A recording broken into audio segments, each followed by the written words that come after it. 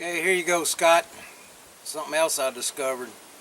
You know, I've been relying on that Weston meat grinder and not taking out quite all the tendons and leaders and stuff. Well, my wife found some in her ground meat. That didn't go over so well. So what I ended up doing was I put it in a pressure cooker. And I tenderized it in that pressure cooker. Seasoned it all up with them High Mountain seasonings.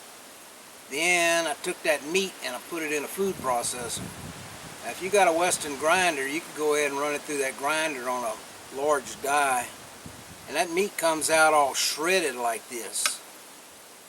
You know, whenever I saw that and I started fooling around with it, you know, this is like Bubba Gump shrimp recipes. I started putting it in eggs, I started putting it in that hatch chili sauce, I started putting it in hot sauce, I made loose meat sandwiches, I made tacos with it. You know, goes on and on. Just let your imagination run wild. And this here, I went ahead and I divided it on up, took that food saver, and there was about this much meat went into that food saver, and you can see how it shrunk it all down. It's going to be like a marshmallow whenever you open it up. Alright, Scott, that's my helpful hint for this week. We'll be on to something new next week.